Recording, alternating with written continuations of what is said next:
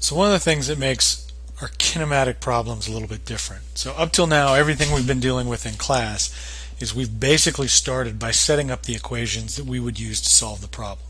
Well, with kinematics, because we've already built in some assumptions that we're either going to be dealing with constant velocity motion or constant acceleration motion, we don't have to start by building the equations. In fact, what we have at this point is really sort of an overabundance of equations, and instead we need to figure out which of those equations are actually useful. So to do that, what we'll typically do with these kinematic problems is walk ourselves through a series of questions that's going to help us figure out which equations do we probably want to start using to solve the problem. When you have an object that's moving and you want to deal with a kinematics problem, in each dimension that the object's moving in, you can basically walk through the following questions. So for starters, what do I know?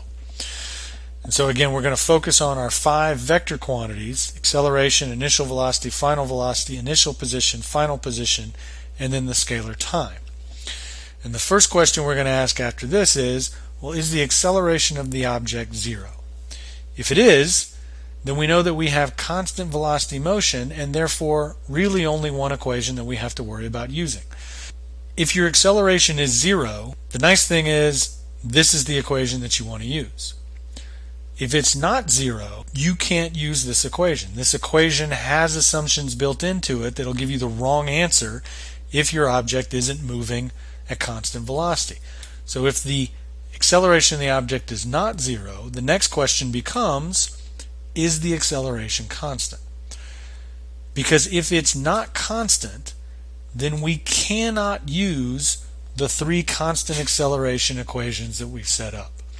And it is very easy to grab one of those equations, but use them in a problem where the acceleration isn't constant, and it's going to get you the wrong answer.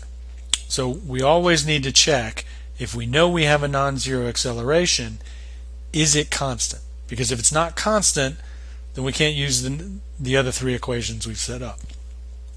If it is, now we need to figure out, well, which of those 3 equations is actually going to be the most helpful. And so that's going on to the next question. So now that we know that we have a constant acceleration problem, do I want to know time or do I know time? So if I'm not given time in the problem and I'm not asked to solve for time in the problem, then what we probably want to do is use the one equation that doesn't involve time. So if we think that we can get away without knowing what the time is, it wasn't given to us, we don't think we're going to need to know it, try using the v-squared equation.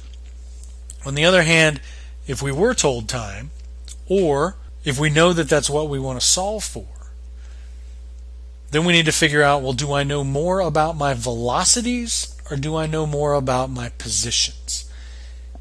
If you know more about your positions, you're going to want to use the position as a function of time equation. On the other hand, if what you know more about is your velocities, you're going to want the velocity as a function of time. If you know both, or there will be situations where we're working problems where we'll know both initial and final position and both initial and final velocity. The one thing I'll point out is, notice that the velocity is a linear equation. The position is a quadratic. So if you can choose either, it's almost always easiest to use the velocity equation because it's just simpler. So let's look at an example. So I'm told I've got a motorcyclist that's traveling along a long straight stretch of highway. Initially he's traveling at a speed of 25 meters per second. The road sign informs him that he is approaching a small town and needs to slow to a speed of 10 meters per second. If the small town is only 300 meters past the road sign and he slows at a constant rate, what's the cyclist's acceleration? As a second question, how long will it take him to slow down? So again, let's start with drawing our picture. So initially, there's my cyclist. We'll just assume that he's moving to the right towards the town. He's going to travel 300 meters and slow, so I know that his final velocity is going to be shorter in magnitude than his initial velocity vector. Because he's slowing down, moving to the right, that tells me that the acceleration must point to the left. And then I'll pick a coordinate system, and so I'll let positive x point in the direction that the cyclist is traveling and let him start at the origin. That means the initial position vector is going to be the 0 vector. He's starting at the origin. and the final position vector is going to be 300 meters pointing in the positive x direction. When I think about setting up my table for what we know, I'm going to use these 5 vectors that I've set up in my picture to help me figure that out. And so, of course, with the acceleration, I don't know what its value is, but I do know that it points in the negative direction. So what we're doing is we're going to say, hey, this is unknown, so I'm just going to give it a name. I'm going to call it A. But really what we're doing is we're solving for the x component of the acceleration, and I know that that needs to be negative. So I'm not pulling the negative out here. What I'm doing is I'm choosing to leave this as a component and then using this as a notation to make sure that when I solve for A, I need to check and make sure that that component is negative. Otherwise, it doesn't make sense. Initial velocity, I know that that points in the positive x direction. It has a magnitude of 25 meters per second. Final velocity points in positive x and has a magnitude of 10 meters per second. Initial position, that's 0, started at the origin. Final position was 300 meters to the right in the positive x direction. Time, I don't know what that is, so I'm not told how long it took him to slow down. So when I think about what I know, there are 4 quantities I know and 2 quantities I don't. The acceleration and the time happen to line up quite nicely with the 2 questions I'm asked to solve for. So the first question says, what's the cyclist's acceleration? That's this unknown. The second asks how long. That's saying go solve for the time. So I notice that in terms of the 2 questions I'm asked, they're basically telling me to go solve for the 2 unknowns that I've got sitting in my table. Now I want to think about solving for the acceleration. And so for starters, again, my first question is the acceleration 0? It's not. Is it constant? I'm told to treat it as if it were constant. So yes, I'm going to say that the cyclist slows with constant acceleration. Do I know time? I don't know time.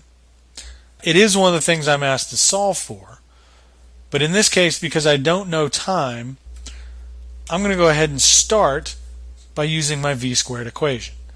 The first thing I'll do is just rearrange this for the acceleration. So just algebraically solve for the acceleration first. And then in this case, what I get when I plug in my numbers is I get that the acceleration is negative 0.875 meters per second squared.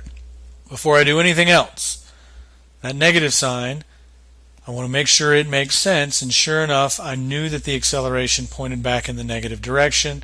It doesn't guarantee that this value is right, but it at least says that it makes sense given the coordinate system that I've set up. For time, I know I have a non-zero constant acceleration. I now know that I want time, so the question becomes, well, do I know more about positions or more about velocities? And notice that I basically know both the initial and final velocity and the initial and final position. So here's a situation where I can solve for it either way. And again, what I'll choose to do is solve for it using the velocity equation because it's easier. So the velocity equation being linear rather than the position equation being quadratic means that this is easier to solve for. Of course, I could solve for it using both, and I have to get the same answer. So that's a way that I could do a little bit more work, but it's a way to also check and make sure that the answer that I'm getting is correct. So in this case, what I get is I get a time of 38.6 seconds.